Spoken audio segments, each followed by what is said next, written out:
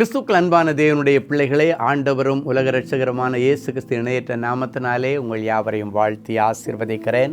இந்த 2024 வருஷம் டிசம்பர் மாதம் 25 நமக்காக இந்த பூமியிலே அவதரித்த இயேசு கிறிஸ்துவனுடைய பிறப்பின் பண்டிகையை கொண்டாடி கொண்டிருக்கிற இந்த நாளிலே உங்கள் யாவருக்கும் தேவனின் அன்பு ஊழியங்கள் சார்பாக மனமார்ந்த கிறிஸ்மஸ் நல்வாழ்த்துக்களை முதலாவது தெரிவித்துக் கொள்கிறேன். கர்த்தர் உங்களை ஆசீர்வதிப்பாராக. இந்த நாளிலும் ஒருவேளை கிறிஸ்து பிறந்த நாளில் தான் நானும் பிறந்தேன்னு சொல்லி உங்கள் வீட்டில் யாராவது பிறந்த நாளையோ இல்லைன்னா திருமண நாளையோ நினைவு கூறுகிறவர்களாக இருந்தால் ஒரு நிமிடம் நீங்கள் இருக்கிற இடத்துல கண்களை மூடுங்க. ஆண்டவர் இப்பொழுது ஒரு மங்கள வார்த்தையை கொடுக்கிறார். கர்த்தர் தம்முடைய முகத்தை உன்மேல் பிரகாசிக்க பண்ணி உன்மேல் கிருபையாக இருக்க கடவர். எண்ணாகும் 6:25 கர்த்தர் இப்பொழுது உங்களுடைய சிரசில் வைத்து உங்களை ஆசீர்வதிக்கிறார். இந்த வருஷம் ஃபுல்லாக அது அப்படியே நிறைவேறும். சரி, எல்லோரும் எப்படி இருக்கிறீங்க? ஹாப்பியாக இருக்கிறீங்களா? சந்தோஷமாக இருக்கீங்களா? பண்டிகை கொண்டாட்டங்கள் பலமாக போயிட்டுருக்குன்னு நினைக்கிறேன். வீடெல்லாம் ஒரே ஸ்டார் தான், லைட்டு தான், சீரியல் லைட்டு தான். வீட்டெல்லாம் லைட் நல்லா அழகாக ஒயிட் வாஷ் எல்லாம் பண்ணி நல்லா ஹாப்பியாக இருக்கிறீங்க. காலையிலே ஆண்டவருடைய மங்கள வார்த்தையை கேட்டுட்டு சமையலை ஆரம்பிக்கலாம் அப்படின்னு ஆசையோடு இருக்கிற தேவனுடைய பிள்ளைகளை உங்களை இயேசுவின் நாமத்தினாலே நான் வாழ்த்தி ஆசீர்வதிக்கிறேன். கர்த்தருடைய மகிமை உங்கள் குடும்பங்களில் இன்றைக்கு தங்கி இருக்கட்டும். சரி, இன்றைக்கி ஆண்டவர் என்ன மங்கள வார்த்தை கொடுக்குறாரு? மீகா தீர்க்கதரிசியின் புஸ்தகம் 5ஆம் அதிகாரம் 2வது வசனம் இப்படியாய் சொல்லுகிறது. எப்பிராத்தா எண்ணப்பட்ட பெத்லகேமே, நீ யூதேயாவில் உள்ள ஆயிரங்களுக்குள்ளே சிறியதாயிருந்தும் இஸ்ரவேலை ஆளப்போகிறவர் உன்னிடத்திலிருந்து புறப்பட்டு என்னிடத்திற்கு வருவார். அவருடைய புறப்படுதல் அநாதி நாட்களாகிய பூர்வத்தினுடையது. எல்லாரும் ஒரு நிமிஷம் நல்லா கவனிங்க. இஸ்ரேல் தேசமே ஒரு சின்ன தேசம். அந்த தேசத்துக்குள்ளால ஒரு குட்டி தேசம் இருக்கிறது. அதுக்கு பேர் பாலஸ்தீன தேசம், பாலஸ்தீன நாடு. அந்த பாலஸ்தீன நாட்டுக்குள்ள எவ்வளவோ கிராமங்கள் இருக்கிறது. அதில் குட்டி கிராமம், ஒரு சின்ன கிராமம் பெத்லகேம். இந்த வசனம் என்ன சொல்லுது? தீர்க்கதரிசி என்ன சொல்கிறான்? எப்பிராத்தா என்கிற பெத்லகேமே, நீ 1000 பட்டணங்களுக்கு முன்னால் ஒப்பிட்டு பார்க்கும் பொழுது சின்ன ஒரு கிராமமாக இருந்தாலும் உனக்குன்னு ஒரு பெரிய பெருமையும் மகிமை இருக்குது.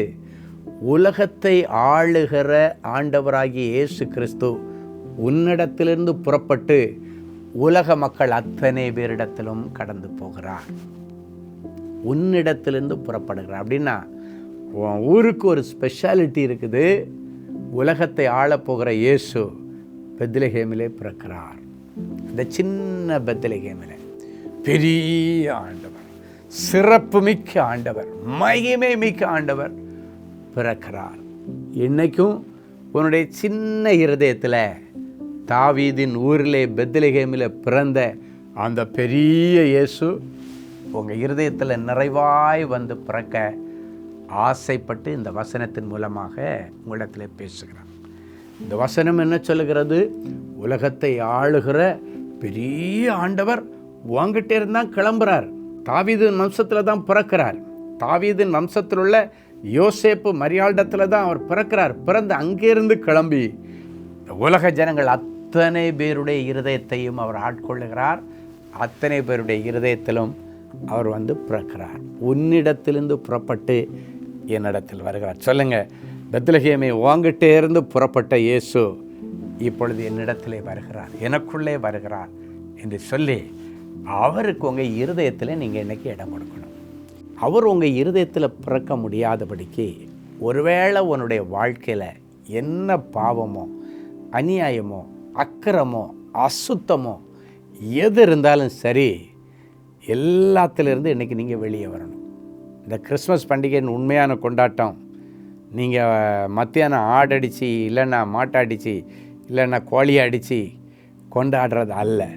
அதெல்லாம் இருக்கட்டும், அதெல்லாம் கொண்டாட்டம் தான். ஆனால் அதை விட பரலோகம் கொண்டாடுற கொண்டாட்டம் என்னென்னா, மனம் திரும்புகிற பாவி நிமித்தம் தான் பரலோகத்தில் பெரிய கொண்டாட்டமாக. இன்றைக்கி எந்த பாவத்தை இதுவரைக்கும் மேற்கொள்ள முடியலையோ, விட முடியலையோ, இயேசு உனக்காக பிறந்தார். பிறக்கும் பொழுதே அவர் அடிக்கப்பட்ட ஆட்டுக்குட்டியாகத்தான் பிறந்தார். அவருக்கு நல்லா தெரியும், ஒரு நாள் நான் அடிக்கப்பட போகிறேன், ஒரு நாள் இந்த ஜனங்களுக்காக உயிரை கொடுக்க போகிறேன், உயிரை கொடுத்து தான் என் பிள்ளைகளை நான் ரட்சிப்புக்கு நேராக நடத்தப் போகிறேன் என்று தெரிந்து நமக்காக வந்த இயேசு கிறிஸ்து அவர். உன்னுடைய வாழ்க்கையில் இன்னைக்கு விளக்கேற்ற விரும்புகிறார். உன்னுடைய வாழ்க்கையில் ஒளியூட்ட விரும்புகிறார். யாக்கோபிலே ஒரு நட்சத்திரம் உதிக்கும் என்ற வசனத்தின்படி அந்த நட்சத்திரம் இன்னைக்கு பிறகு உன் வாழ்க்கையை நட்சத்திரமாய் மாற்ற விரும்புகிறார். நீ இருக்கிற ஃபீல்டில் நீ தான் இனி ஸ்டார். உன் குடும்பத்தில் நீ தான் ஸ்டார். உலக பிரகாரமான ஸ்டார்களை எல்லாம் மிஞ்சி நிற்கிற பெரிய ஸ்டாராக கர்த்தர் உங்களையும் உங்கள் பிள்ளைகளையும் உருவாக்க போகிறார். பிள்ளையே இல்லைன்னு நான் அழுதுட்டுருக்கிறேன், என் பிள்ளையை ஸ்டாராக்க போகிறாரா? உனக்காக இந்த பூமியில் பிறந்த இயேசு உனக்கு ஒரு கற்பத்தின் பிறப்பை கொடுக்க மாட்டாரா? அவர் கொடுப்பார். ஈசாவின் அடிமரத்திலிருந்து ஒரு துளிர் தோன்றி அவன் வேர்களிலிருந்து ஒரு முளை எழும்பி செழிக்குன்னு சொல்லி இயேசு கிறிஸ்துடைய பிறப்பை குறித்த அந்த தீர்க்க தரிசன வார்த்தை இப்பொழுது உங்களுக்காக கொடுக்கிறார். உன்னுடைய அடிமரத்திலிருந்து ஒரு துளிர் தோன்றி உன் வேர்களிலிருந்து ஒரு முளை எழும்பி செழித்து அபிஷேகம் பண்ணப்பட்ட பிள்ளையாக உன் கற்பத்திலே தங்கும், உன் கையிலே தவழும். இந்த வார்த்தையை கர்த்தர் சொல்கிறார். இந்த வருஷம் எவ்வளோ பேர் குழந்தை இல்லாமல் அழுதுட்டு இருக்கிறீங்களோ பண்டிகை நாளில், இதுக்காக வேண்டியே நான் சர்ச்சுக்கு போகலை, யாராவது ஏதாவது கேட்டுருவாங்க, நான் ஊருக்கு போய் பண்டிகை கொண்டாட போகலை, யாராவது கேட்டுருவாங்க, கவலையே படாதீங்க. அடுத்த வருஷம் இந்நேரம் உங்கள் கையில் ஆசீர்வாதமான பிள்ளை இருக்கும். இந்த பண்டிகை காலங்களில் இயேசு உன் இருதயத்தில் பிறந்துட்டாருன்னா உன் கற்பத்தில் இருக்கிற தடைகள் நீங்கும். நீ செய்ய வேண்டிய ஒன்றே ஒன்று, ஆண்டவரே என் இருதயமாகிய சிங்காசனத்தில் வர முடியாதபடிக்கு எனக்கே தெரிஞ்சு இப்படிப்பட்ட ஒரு அருவருப்பின் பாவம் என்கிட்ட இருக்குது, ஒரு மதுபான வெறி இருக்குது, இச்சை இருக்குது ஆண்டவரே, என்ற பெருமை இருக்குது ஆண்டவரே, பொய் பேசி அலையிறேன், அடுத்தவனை ஏமாற்றிட்டு அலையிறேன் ஆண்டவரே என்றெல்லாம் சொல்லி உங்கள்கிட்ட என்ன பிரச்சனை இருக்கோ, என்னென்ன பாவம் இருக்குது, எதை விட முடியலையோ இன்றைக்கி நீங்கள் விட்டுறணும். உனக்காக பூமியில் உன்னை பாவத்திலிருந்து மீட்க வந்த இரட்சகருடைய பிறந்த நாள் இன்னைக்கு. அந்த பிறந்த நாளை நீ உன்னை பரிசுத்தம் பண்ணுகிறத நிமித்தம்தான் அவரை சந்தோஷம் அடைய பண்ண முடியும். எப்படிப்பட்ட இருதயத்தை கொடுக்க சொல்கிறாரு?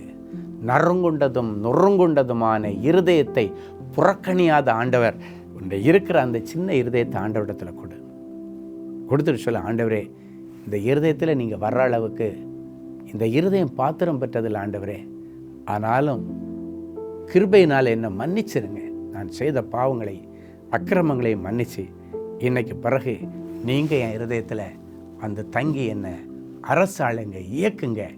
இனி வாழ்கிறது நான் அல்ல, கிறிஸ்து எனக்காக பிறந்தவர் என் இருதயத்தில் வந்துட்டார், எனக்கு கிறிஸ்துவே எனக்குள்ளே இருந்து வாழ்ந்திருக்கும்படி ஆண்டவரே நான் ஜெபிக்கிறேன்னு சொல்லி பாருங்கள். கர்த்தர் பெரிய காரியங்களை செய்வார். அவர் இந்த பூமியில் பிறக்கும் பொழுது அதிசயமானவர் என்ற பெயரோடு பிறந்த ஆண்டவர் நிறைய அதிசயங்கள் உங்கள் குடும்பத்தில் இந்த நாட்களில் கர்த்தர் செய்வார். உன் கஷ்டம் எல்லாம் மாறும். புதிய வருஷத்துக்குள்ளே போக்கு முன்னால் நிறைய எதிர்பார்ப்புகளோடு இருக்கிறீங்க, எல்லாத்தையும் பூர்த்தி செய்ய ஆண்டவர் ரெடியாக இருக்கார். நிறைய கடனில் இருக்கிறீங்க, ஆண்டவரே இந்த வருஷமாவது நான் புதிய வருஷத்துக்குள்ளே போக்கு முன்னால் என் கடனெல்லாம் அடைச்சேன், நிம்மதியாக கொண்டு போங்க ஆண்டவரே.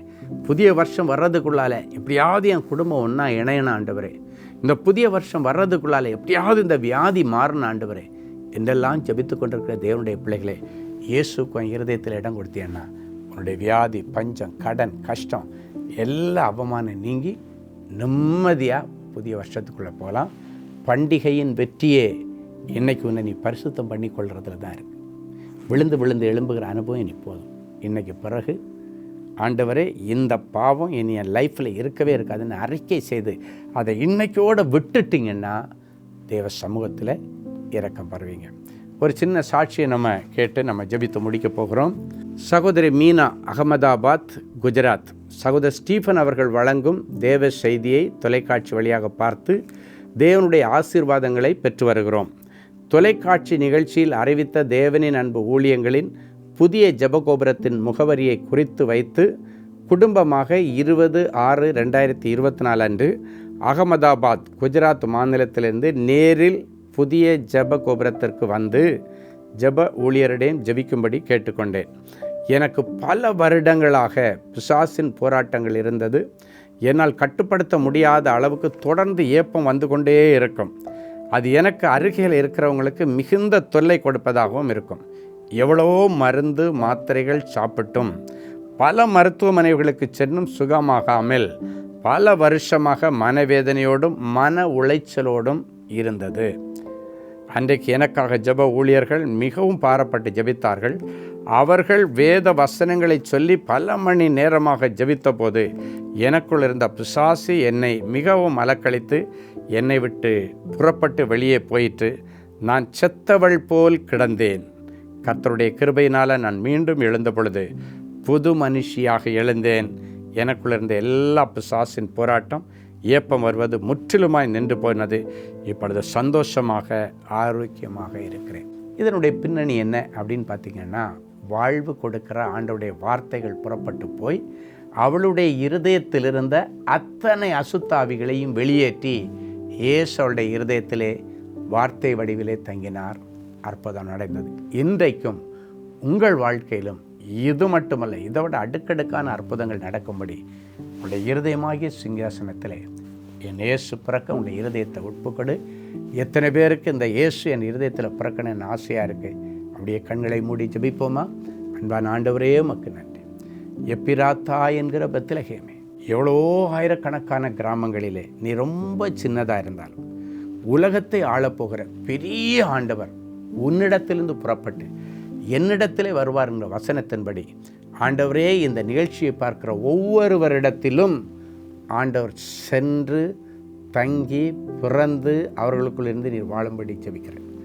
நீர் அவர்களுடைய இருதயத்தில் பிறக்க முடியாதபடிக்கு என் பிள்ளைகளிடத்தில் என்ன பாவங்கள், என்ன அக்கிரமங்கள், என்ன அநியாயங்கள் இருந்தாலும் கிருபையாய் இன்றைக்கு மன்னித்து அவருடைய இருதயத்தை புதுசாக மாற்றி கொடுத்து சின்ன இருதயத்தில் பெரிய ஆண்டவர் வந்து தங்கி இனி வாழ்கிறது நான் அல்ல, கிறிஸ்துவே எனக்குள்ளே வாழ்கிறார் என்று சொல்லி உம்மை சுமந்து வாழ்கிற வாழ்க்கையை என் பிள்ளைகளுக்கு தாரும். அதன் நிமித்தம் இவருடைய வாழ்க்கையில் சரீரத்தில் இருக்க எல்லா கட்டுகள் விலகட்டும், சோதனைகள் மாறட்டும், பஞ்சங்கள் மாறட்டும், நல்ல மகிமையான நல் விசேஷங்கள் குடும்பத்தில் பேசப்படட்டும், நடத்தப்படட்டும், நல்ல சந்ததி உண்டாகட்டும். என் பிள்ளைகளுடைய வாழ்க்கையில் இருக்க எல்லா வேதனை நீங்கி சமாதானத்தை கர்த்தர் தருவீராக. புதிய வருஷத்தில் போவதற்கு முன்பாக உண்மை சுமந்து கொண்டு புதிய வருஷத்தில் போய் புதிய பெரிய சாதனைகளை படைக்கட்டும். இயேசுவின் மூலம் பிதாவே, ஆமென்.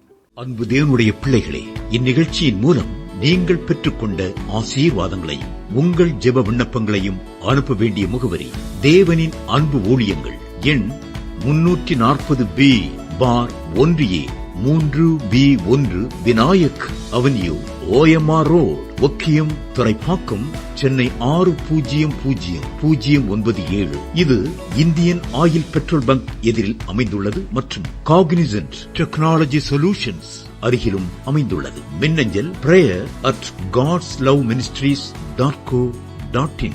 எங்களது இணையதளம் www.godsloveministries.co.in. மேலும் 24 மணி நேர ஜெப உதவிக்கு 04454547999 மற்றும் 9941150999 என்ற எண்களுக்கு தொடர்பு கொள்ளுங்கள். கர்த்தர் தாமே உங்களை ஆசீர்வதிப்பாராக.